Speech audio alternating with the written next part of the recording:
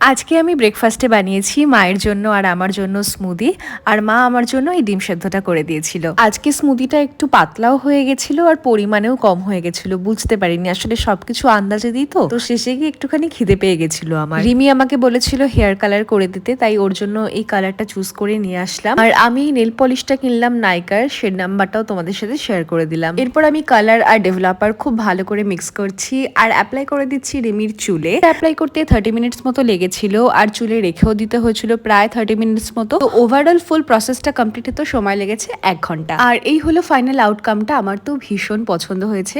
আর সেটা ছিল cinnamon rail. সেই যে ও কিন্ডার জয়টা এনেছিল সেটা আমি আজকে খাচ্ছি। মানে আমি কতটা ল্যাদখোরটা আমার চোখের সামনে পড়েছিল, আমি তাও হাত দিয়ে ছুঁয়েও দেখিনি। এটার মধ্যে এই টয়টা ছিল, বাট আমি এর থেকে ভালো কিছু এক্সপেক্ট করেছিলাম আর ভেবেছিলাম পিঙ্ক টাইপের কিছু হবে। তো সেটা তো আর হলো না, কি বা করা যাবে। আলটিমেটলি সমস্ত জামা কাপড়গুলো গুছিয়ে রাখলাম ওয়ার্ড্রবে।